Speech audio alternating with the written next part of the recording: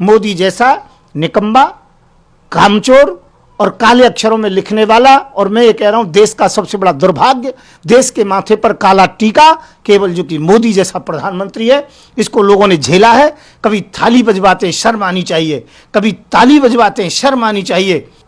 मैं ये कहता हूं निजीकरण देश के साथ गद्दारी है और निजीकरण दलित समाज को ठगने की तैयारी है। किसान का एक बेटा निकम्मा कोई बेटा होता है, उस पर खेती नहीं की जाती तो उसे बांटे पे दे देता है, ठेके पर दे देता है, लीज पर दे देता है। तो मोदी जी ऐसे प्रधानमंत्री हैं, उनसे कुछ किया नहीं जा रहा है, वो निकम्बे हैं, वो कामचोर हैं, और वो 18-18 घंटे काम करने की बात कर रहे हैं। जब वो 18 घंटे काम कर रहे हैं तो देश को बेच दिया, यदि 24 घंटे काम करेंगे तो क्या करेंगे। मैं संत युवराज, प्रमुख हिंद आर्मी, और स्वागत करता हूं आप सभी का।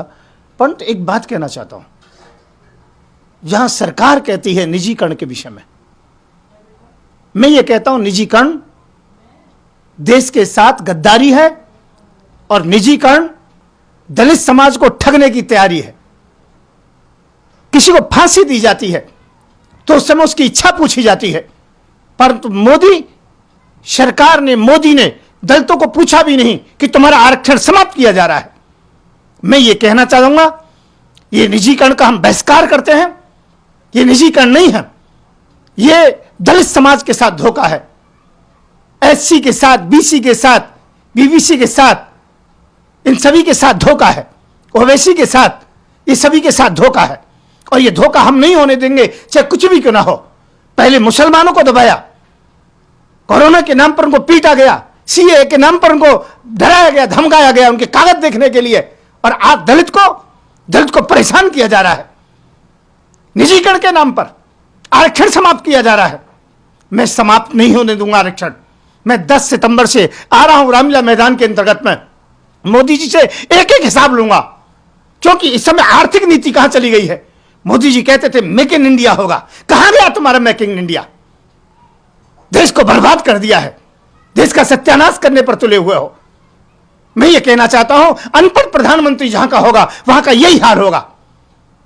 जिस समय दूसरी सरकार के अंतर्गत में 5 नंबर पर आती, 8 नंबर पर आती, तो भी तुम्हारे बाल खड़े हो जाते थे, और अब तुम माइनस के अंतर्गत में चले गए, 23.9 पर चले गए। मैं कहता हूं 23.9 नहीं, 100 से भी नीचे हो आप। मैं ये कहना चाहता हूं, बिल्कुल तुम्हारा ठीक नहीं है। मैं कह रहा हूं मोदी जी कौन सा अच्छा काम, एक काम गिना के दिखाइए ना, कोई भी आके गिनाइए, आरएसएस वाले गिनाइए, बीजेपी वाले गिनाइए, और जो मोदी भक्त हैं वो गिनाइए। सब लोग दुखी हैं, परेशान हैं, परंतु इस प्रकार से दुखी हैं कि जिस प्रकार से वो कुछ कह भी नहीं सकते हैं। जिस प्रकार से किसी को इस प्रकार से गुप्त रोग हो जाए कि उसके विषय में बताया भी नहीं जा सकता है, इसी प्रकार से मोदी भक्त सब दुखी हैं, सब परेशान हैं। अब मोदी भक्त बोलते क्यों नहीं है, गोदी मीडिया बोलती क्यों नहीं है कि जो जीडीपी का क्या हाल है, बोलते क्यों नहीं अर्थव्यवस्था हमारी कैसी हो गई है। चाइना ने फिर हमारे ऊपर हमला किया है, मोदी जी कहते कोई चौकी नहीं ली है, कोई हमारे साथ गलत नहीं हुआ है, हम सुरक्षित हैं। बोलो ना, अब बोल के दिखाइए ना। मैं ये कहना चाहता हूं मोदी जी एक एक हिसाब लूंगा। 10 तारीख को दिल्ली पहुंच रहा हूं मैं, रामलीला मैदान के अंतर्गत में। मैं ये तो नहीं कह सकता कि मोदी जी को मार दूंगा, पर इतना जरूर कहता हूं मोदी जी एक एक हिसाब लूंगा। आपको इस्तीफा देना पड़ेगा, और आपने इस्तीफा नहीं दिया तो हम हजारों संत वहां पर आत्मदाह करेंगे। मोदी जी आपने देश को बर्बाद कर दिया है, आपने जनता के साथ बहुत बड़ा धोखा किया है। अरे मैंने तो उसी दिन कहा था 2013 के अंतर्गत में, नागपुर के अंतर्गत में, इस व्यक्ति को प्रधानमंत्री के पद तक मत लाइए। यह व्यक्ति देश के अंतर्गत में सबसे ज्यादा गद्दार और सबसे खतरनाक है। सबसे पहले पुलवामा कराया, उसके बाद में फिर राफेल का घोटाला कराया, फिर जो कि बैंकों का घोटाला कराया, राफेल के चक्कर में पार्कर को मार दिया, पुलवामा के चक्कर में सुषमा स्वराज को मार दिया, बैंकों के घोटाले के चक्कर में आपने जो कि मार दिया, जेटली को मार दिया। और अब 13 करोड़ रुपए शाहीन बाग में क्यों भेजा आप लोगों ने? इसके लिए अमित शाह को ही मारना चाहते हो कोरोना के बहाने से। मैं ये कहना चाहता हूं निजीकरण नहीं होने दूंगा। आप रेल बेच रहे हो, जहाज बेच रहे हो, सभी जो कि विभाग बेच रहे हो। अरे शर्म आनी चाहिए आपको। आप कहते हो देश नहीं बिकने दूंगा, देश नहीं झुकने दूंगा। निजीकरण के मामले में देश बिक चुका है, और चाइना के मामले में देश झुक चुका है। जहां 56 इंच के सीने की बात करते हो, जहां 26 इंच का भी आपका सीना नहीं है। शर्म आनी चाहिए आपको। देश के अंतर्गत में सबसे बड़ा निंदनीय और सबसे अधिक यदि काले अक्षर में लिखने वाला कोई नाम होगा तो नरेंद्र मोदी का होगा। मैं ये कहना चाहता हूं, ये देश का बहुत बड़ा दुर्भाग्य है जो तुम जैसा प्रधानमंत्री मिला। आ रहा हूं 10 सितंबर को, हिसाब लूंगा एक एक तुमसे। और मैं कहना चाहूंगा कि अच्छी प्रकार से संभल जाइए, देश को आज भी संभालिए, परंतु यदि आपने देश को नहीं संभाला तो आपको मैं 5 साल नहीं चलने दूंगा। नहीं झेल सकता भारत आपको 5 साल, हम नहीं झेल सकते, क्योंकि देश को बर्बाद कर दिया। अब केवल हमारी फौज रह गई है। फौज वफादार है, सैनिक वफादार हैं, परंतु आप फौजियों को भी दिक्कत देने वाले हो, मैं अच्छी प्रकार से जानता हूं। देखिए, दिल्ली पुलिस प्रोटेक्ट करने दे नहीं करने दे वो उनका काम है। मेरा काम है सूचना देना, सूचना दे चुका हूं और मैं प्रोटेक्ट करूंगा। मैं अनशन पर बैठूंगा, मैं अपने मुद्दों को लेकर के बैठ रहा हूं और मेरे मुद्दे बिल्कुल जीवित रहेंगे। मेरे मुद्दों को उन्होंने पूरा जो कि मानना पड़ेगा। यदि नहीं मानेंगे तो मैं मोदी को त्याग पत्र देने के लिए विवश कर दूंगा, चाहे कुछ भी क्यों ना हो। 7 लाख लोग रेलवे के कर्मचारी अनशन पर बैठे, क्या मोदी मीडिया दिखाता है? नहीं दिखाता है। 42,000 से ऊपर किसान आत्महत्या कर चुके हैं, क्या मीडिया दिखाता है? नहीं दिखाता है। 8,000 ब्राह्मणों का इनकाउंटर किया गया जो उत्तर प्रदेश के अंतर्गत में, क्या उनको दिखाया? 700 लोगों को दिखाया। गुर्जरों को किया गया, यादवों को किया गया, जाटों का किया गया। इनका इनकाउंटर क्यों कर रहे हो आप लोग? मैं ये कहना चाहूंगा, ये सब घपला है, निजीकरण का मामला है। आज मैंने एक टीवी चैनल पर इस बात को खोला कि मोदी को आखिरकार प्रधानमंत्री क्यों बनाया गया। मोदी प्रधानमंत्री क्या बने हैं? इन्होंने देश को एकदम से बेच दिया है। ईस्ट इंडिया कंपनी से भी घटिया कंपनी इनकी है। मेक इन इंडिया नाम से ठगा गया है लोगों को, निजीकरण के नाम से देश का सत्यानाश कर रहे हैं। और मैं कहना चाहूंगा, यही स्थिति रही तो हमारा देश गुलाम होने में देर नहीं लगाएगा। इसलिए मैं कहना चाहूंगा, मोदी जी आपको संभलना पड़ेगा, और नहीं तो आप त्याग पत्र दे दो। और मैं 10 सितंबर को आपसे त्याग पत्र मांगने के लिए आ रहा हूं, आपसे पूरा देश का हिसाब चुकता करने के लिए आ रहा हूं, पूरा हिसाब मांगने के लिए आ रहा हूं। मैं कह रहा हूं, मोदी जी ने पूरा देश बेच दिया है। निजीकरण का मतलब ही, मेरा मतलब है, निजीकरण वो व्यक्ति करता है जिस प्रकार से किसान का एक बेटा, निकम्मा कोई बेटा होता है, उस पर खेती नहीं की जाती तो उसे बांटे पे दे देता है, ठेके पर दे देता है, लीज पर दे देता है। तो मोदी जी ऐसे प्रधानमंत्री हैं, उनसे कुछ किया नहीं जा रहा है। वो निकम्बे हैं, वो कामचोर हैं, और वो 18-18 घंटे काम करने की बात कर रहे हैं। जब वो 18 घंटे काम कर रहे हैं तो देश को बेच दिया। यदि 24 घंटे काम करेंगे तो क्या करेंगे? मोदी जैसा निकम्बा, कामचोर और काले अक्षरों में लिखने वाला, और मैं ये कह रहा हूं देश का सबसे बड़ा दुर्भाग्य, देश के माथे पर काला टीका केवल जो कि मोदी जैसा प्रधानमंत्री है। इसको लोगों ने झेला है। कभी थाली बजवाते शर्म आनी चाहिए, कभी ताली बजवाते शर्म आनी चाहिए, कभी उल्टे जो कि खड़े करते शीर्षासन से शर्म आनी चाहिए, कभी मेक इन इंडिया की बात करते हैं और निजीकरण की बात करके। अरे मैं ये कहना चाहता हूँ, ये कैसा निजीकरण है?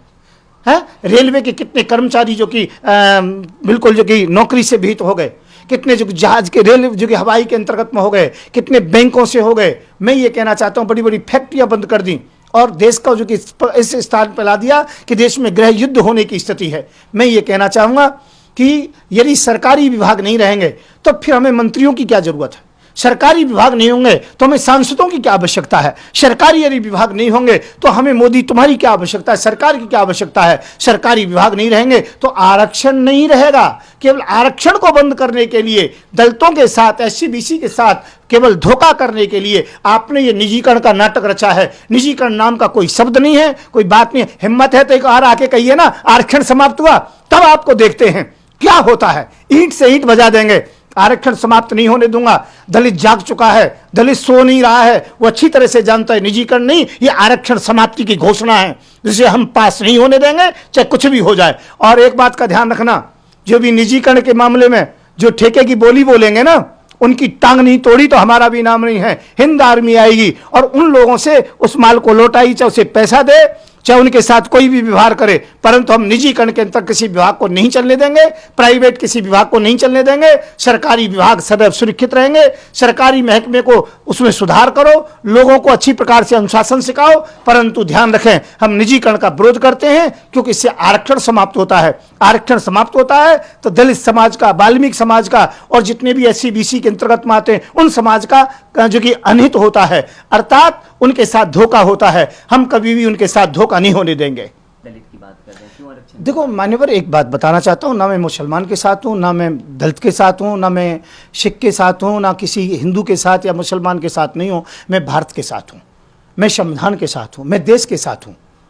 मुसलमानों के साथ धोखा किया गया, कागज के बहाने से, CA के और NRC के बहाने से उनको जो कि प्रताड़ित किया गया, और उससे भी वो प्रताड़ित नहीं हुए क्यों मैं उनके साथ खड़ा हो गया। तो उसके बाद में फिर कोरोना के बहाने से उनको मारा पीटा गया। कहीं भी जगह पर मैंने देखा जिसका नाम मुसलमान सुनते उसे मार पीट देते थे। मैं सहारनपुर जेल के अंतर्गत में रहा। इसी प्रकार से आप दलित को अब ले लीजिए, आप उत्तर प्रदेश के अंतर्गत में जंगल राज हो रहा है, वहाँ पर दलित को, ब्राह्मण को, सबको मारा पीटा जा रहा है। वहाँ पर केवल एक बदमाशों का राज है, क्योंकि वो स्वयं हिस्ट्री सीटर है ना। योगी स्वयं बलात्कार के केस लगे हुए हैं ना, वो दूसरों के ऊपर उंगली उठाता है। 8,000 ब्राह्मण मार दिए गए। और जहां बात आती है दलित के साथ क्यों हूं, मैं ये कहना चाहता हूं दलित के साथ क्यों ना हूं। मैं कहता हूं दलित अभी बराबर में नहीं आया है। यदि दलित जिस दिन बराबर में आ जाएगा तो हम घोषणा कर देंगे कि आरक्षण समाप्त कर दिया जाए। दलित की स्थिति देखो, उनकी गरीबी देखो। कुछ चंद दलितों को आप बता देते हो कि ये ताकतवर हैं या पैसे वाले हैं। मैं कहता हूं अभी दलितों को कुएं से पानी नहीं भरने देते बड़े लोग, सवर्ण लोग। उनकी बारात नहीं निकलने देते हैं। खेतों पर जो उनकी बहन बेटियों को जबरदस्ती पकड़ के उनके साथ गलत व्यवहार करते हैं। मैं ये कहना चाहता हूं उनसे बेगार कराई जाती है। मैं ये कहना चाहता हूं दलितों के साथ इतना बुरा व्यवहार किया जाता है, बहुत ज़्यादा। एक साथ बैठ के भोजन नहीं कराया जाता है। जब तक दलित के साथ रोटी बेटी एक नहीं होगी तब तक दलित बराबर में नहीं आएगा। रोटी बेटी एक हो जाएगी, पैसे में बराबर हो जाएगा तो जो कि दलित को झुक रखे। दलित के पास जमीन नहीं है, सवर्णों के पास जमीन है, ब्राह्मण ठाकुरों के पास, बनियों के पास व्यवसाय है। दलितों के पास कौन सी चीज़ है? मेहनत मजदूरी है केवल। उस मजदूरी को भी आप छीन रहे हो। सरकारी मजदूरी के लिए भी मैं ये कहना चाहता हूं दलित अभी बराबर में नहीं आया है। मैं तो धन्यवाद दूंगा बाबा साहब के लिए कि उन्होंने इस प्रकार से किया। और मैं ये कहना चाहता हूं, उस कमान को मैं उठा रहा हूं कि मैं कहता हूं कि मुसलमान के साथ भी धोखा हुआ और दलित के साथ भी धोखा। हम आरक्षण नहीं होने देंगे। मुसलमान का साथ दलित ने दिया, NRC CA के अंतर्गत में बैठा। आज मुसलमानों से कहूंगा कि आरक्षण के लिए कि आरक्षण बरकरार रहना चाहिए और निजीकरण समाप्त होना चाहिए। निजीकरण ही आरक्षण समाप्ति की घोषणा है, अर्थात इसके लिए हमारे साथ रहना चाहिए। अर्थात आरक्षण समाप्त नहीं होना चाहिए, आरक्षण बरकरार रहना चाहिए। SC BC सभी के लिए लाभ मिलना चाहिए। और मैं एक बात कहना चाहूँगा, अभी दलित वास्तव में बहुत परेशान है, बहुत दुखी है। मैं तो ये कहूँगा, मैं तो देश का नक्शा बदलूंगा, निजीकरण को भी जो कि समाप्त करूंगा और मुसलमान और दलित को मिला करके मैं दलित प्रधानमंत्री दूंगा और गृह मंत्री मुसलमान दूंगा देश के लिए। और मोदी पर रोका जाए तो रोकिए। मैं आ रहा हूं मैदान के अंतर्गत में और 10 सितंबर को मैं रामलीला मैदान में बैठ रहा हूं इन सभी प्रस्ताव के लिए। और मेरा सबसे बड़ी बात है, आरक्षण बरकरार रहना चाहिए, निजीकरण समाप्त होना चाहिए। बस इतना सा मेरा मुद्दा है। इसके लिए मैं दिल्ली के अंतर्गत में आ रहा हूं। तो दलितों के साथ हूं, मुसलमानों के साथ हूं और रहूंगा। इसके अंतर्गत में कोई दिक्कत नहीं। और जहां दलित और मुसलमान एक हो जाएगा तो हमको सत्ता में आने से भी कोई नहीं रोक पाएगा। हिंद आर्मी अब की बार देश की सत्ता संभालेगी। दलित प्रधानमंत्री होगा और जो कि गृह मंत्री मुस्लिम होगा। इसके अंतर्गत में कोई शंका नहीं है। धन्यवाद आप लोगों के लिए, धन्यवाद।